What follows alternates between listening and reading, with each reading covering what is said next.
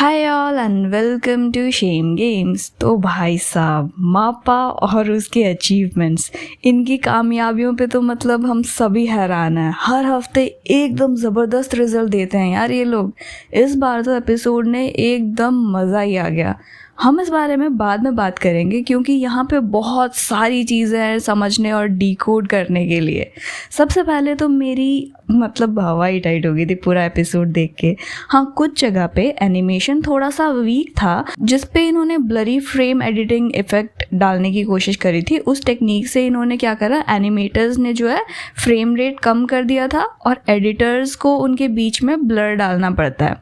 तो टाइम और फ्रेम्स बचाने के लिए ये चीज़ें करते हैं। लेकिन जैसा कि मैंने कहा, ओवरऑल जो एपिसोड था ना और एपिसोड की स्टोरी थी, उसे देखकर तो बस मेरा मुंह खुला का खुला ही रह गया। चलो भाई, अब बकवास करता है बंद and let's roll the intro.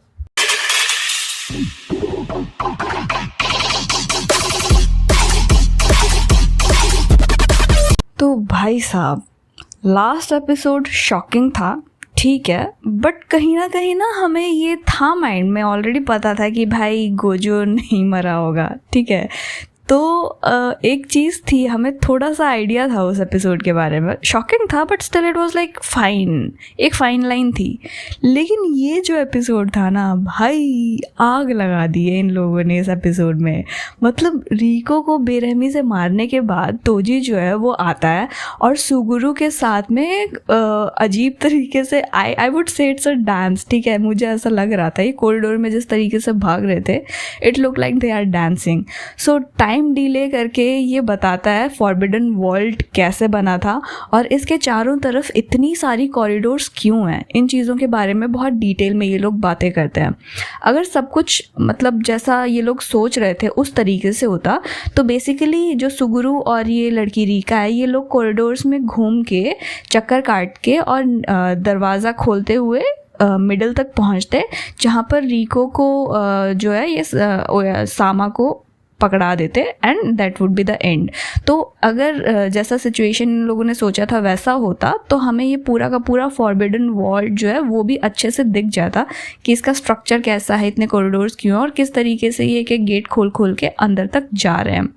लेकिन उन्होंने सीधे कॉरिडोर्स के बीच में ही रास्तों से गुजर कर रिको को भेज दिया था। सो रास्तों के बीच में थोड़ी सी बातचीत भी हुई थी इन लोगों के बीच और दोनों को एक दूसरे को समझने में मतलब कमी नहीं थी। दोनों एक दूसरे की बातचीत को बहुत अच्छे से समझ रहे थे। मापा ने काफ़ी अच्छी तरीके से टेंशन को मेंटेन किया दोनों कैरेक्टर्स के बीच में। I would give a 10 out of 10 to MAPPA for this, because usually ना ऐसे केसेस में यू कैन सी लाइक दोनों एनिमीज़ एक दूसरे के खून के प्यासे हैं तो इनके बीच में कॉन्वर्जेशन इतनी अच्छी नहीं होती है। लेकिन यहाँ पे जो टेंशन मेंटेन करा है ना मापा ने, दिस इज़ गुड। जबकि वो तो सिर्फ नॉर्मल बातचीत कर रहे थे। इफ़ यू सी, सुगुरु गेटो और टोजी के बीच में नॉर्मल कॉन्वर्जेशन चल रही थी, लेकिन वो कॉन्वर्जेशन में जितना टेंशन था ना, we can clearly see it. Life and death का सवाल था भाई दोनों के बीच में, फिर भी दोनों दोस्तों की तरह बातचीत करे जा रहे थे चीज़ों को समझाने के लिए। सो सुगुरु ने एक स्पिरिट को डाला जो कि एक डोमेन क्रिएट करता है बेसिकली, जिसको सिर्फ एक सवाल का जवाब देकर ही तोड़ा जा सकता है। और टोजी जो है वो बहुत ईजिली इसको तोड़ देता है। इसके बाद भी सी, सुगुरु जो है तोजी के कंधे पर जो स्पिरिट बैठा हुआ था ना, उसको अपने अंदर समाने की कोशिश करता है, उस पर अपना कंट्रोल पाने की कोशिश करता है।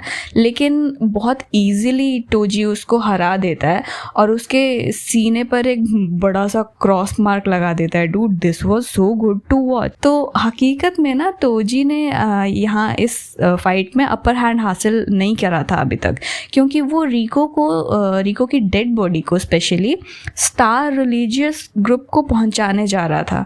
सो इसका मेन एम जो था वो यही था कि स्टार रिलीजियस ग्रुप तक रिको की बॉडी पहुंच जाए। अब ये भाई स्टार रिलीजियस ग्रुप कुछ अजीब से लगे मुझे। यहाँ पर ना टेंगेन सामा की पूजा के बारे में हमें पता चलता है और जापान में इस वक्त सिचुएशन ऐसी थी कि टेंगेन सामा के बहुत सारे अनुयायी थे जो टेंगेन सामा को मानते थे और ये जो स्टार रिलीजियस ग्रुप था, it was kind of opposing Tengen sama. और अगर टेंगेन सामा को ये जो लड़की थी रीका वो मिल जाती तो Tengen Sama could have become a more greater God और समथिंग लाइक दैट, उसकी पावर इंक्रीज हो जाती शायद से, बेसिकली शायद से, आई डोंट मतलब कंफर्म नहीं है, but I think this is what is going to happen. So इन चीज़ को अपोज करने के लिए स्टार रिलीजियस ग्रुप के लिए ये बहुत इम्पॉर्टेंट था कि वो रीको को मार दें, या फिर रीको को ले जा करके वो बेसिकली अपने लोगों को दिखाना चाह रहे थे कि देखो हमने टेंगन सामा का ये जो चीज़ है ये हम अपने पास ले आए हैं, सो दैट उनके जो रिलीजियस बिलीवर्स हैं, जो स्टार रिलीजियस ग्रुप में बिलीव रखते हैं, उनमें ये लोग अपना मतलब अपर हैंड रख सकें, उन्हें अपने काबू में कर सकें। It was something like that. So Toji को यहाँ पे डबल पेमेंट मिल जाती है, और जो स्टार रिलीजियस ग्रुप का पुजारी कह लो, ऐसा समथिंग है ये बंदा, इसके पास ये बंदा काफ़ी सारी बातें करता है, कुछ मतलब विश्वास अविश्वास ऐसी ऐसी बातें करता है जो कि थोड़ी वियर्ड लगती है। उसको थोड़ा और क्लीन करके ये लोग कन्वे कर सकते थे, बट इट्स फाइन, वियर्ड है तो ही शायद से हमें ज़्यादा वियर्डनेस फील होती है।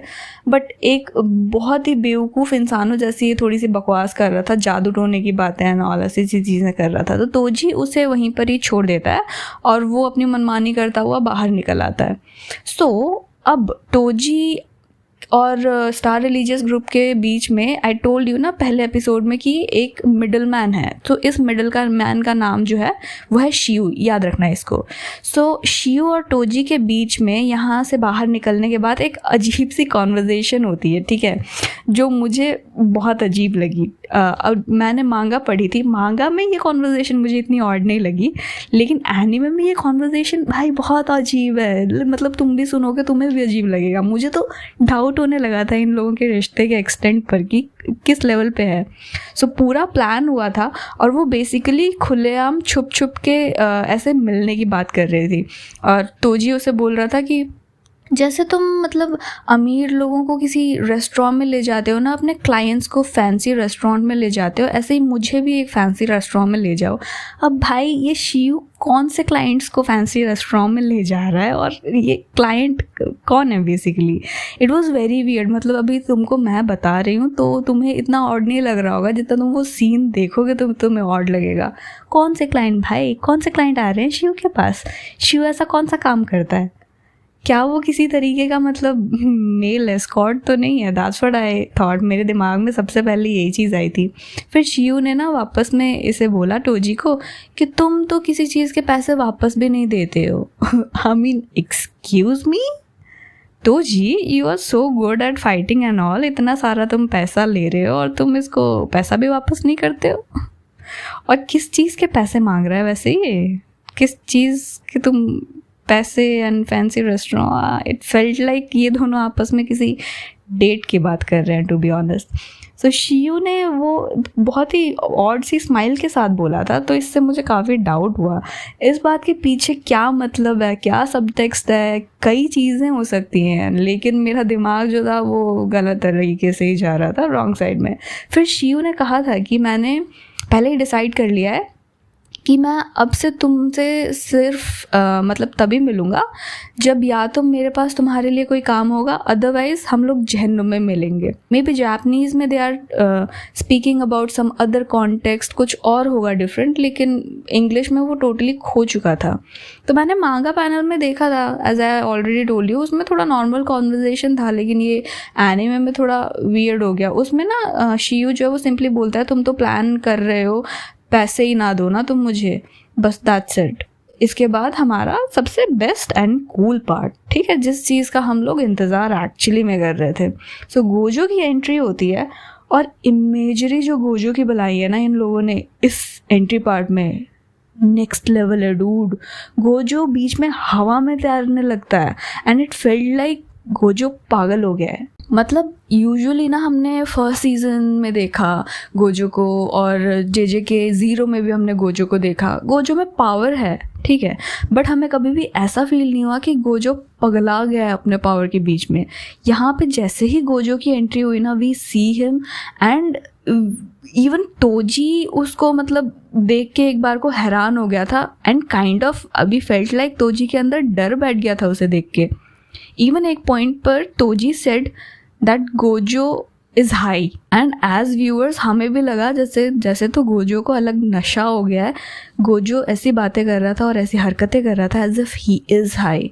हाँ भाई बिल्कुल हाई है वो पावर या कर्ज एनर्जी के नशे में था, लिमिटलेस की हद से भी आगे जा पहुंचा था गोजो इस पॉइंट पे।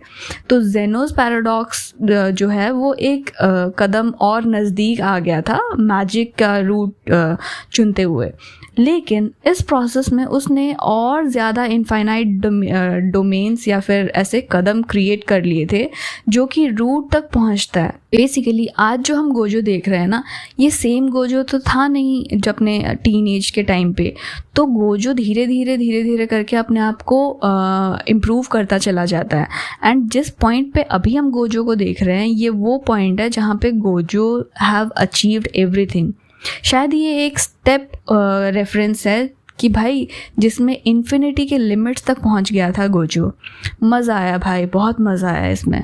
अच्छा एक और चीज़, इस सीन का ना जो एनिमेटोग्राफी था वो बहुत ही अच्छा था। We should give full credit to the team of MAPPA जिन्होंने ये टेंशन बिल्ड करी। गोजो जिसको हम लोग इतना प्यार करते हैं and we have seen Gojo in many forms, उस गोजो को पागलपन के स्टेट पे ले जा करके किस तरीके से शोकेस करना है, मापा knew it everything. Okay, it was perfect. इसके बाद होती है फाइट शुरू इन दोनों के बीच में और सब अपनी जगह पर बिल्कुल ऐसे लाइक फ्रीज से हो जाते हैं जब इनकी फाइट देखते हैं। I was watching this with my cousin and he was like dude wait let me finish this, पहले ये सीन देख लेने दो, कोई डिस्टर्ब मत करो, ऐसा वाला हो गया था हमारे घर पे। सो मेरा फेवरेट कलर है ना पर्पल है टू बी ऑनेस्ट। गोजो टोजी के ऊपर टोर्सो को ना ऐसे खाक में मिला देता है एक, एंड टू बी ऑनेस्ट तुम देखोगे this happens with in seconds bro, this 1 minute भी नहीं निकलता। टोजी उस पर अटैक करने की कोशिश करता है, गोजो उसे डॉच करता है and with in seconds Gojo उसकी तरफ उंगली करता है एंड भाई साहब ही क्रिएट्स पर्पल एंड वो पर्पल जो है टोजी के डायरेक्शन में जाता है एंड टोजी का टोर्सो ख़त्म हो जाता है आधा। और उसके फाइनल मोमेंट्स पे टोजी सोल्जर की तरह मतलब ऐसा मरता है, खड़ा रहता है टोजी टू बी ऑनेस्ट, और ऐसा सीना तान के खड़ा होता है। उसके आखिरी पलों में भी उसका जो घमंड है ना वो कम नहीं होता। अब यार यहाँ पे ना हम 2 कैरेक्टर्स देख सकते हैं, एक हो गई हमारी माँ की और दूसरा हो गया टोजी।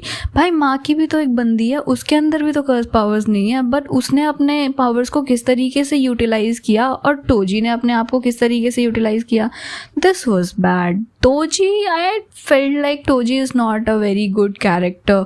अगर हम कैरेक्टर डिपिक्शन की बात करें तो मतलब डिपिक्शन अच्छा है but it's like real life में बात करो ना, अगर टोजी जैसा कोई बंदा तुम्हारे सामने आए तो भाई तुम भी बोलोगे कि नहीं तू अपने घमंड में चूर है, तू प्रूव करना अपने आप को कि हाँ तू उन लोगों से बेटर है।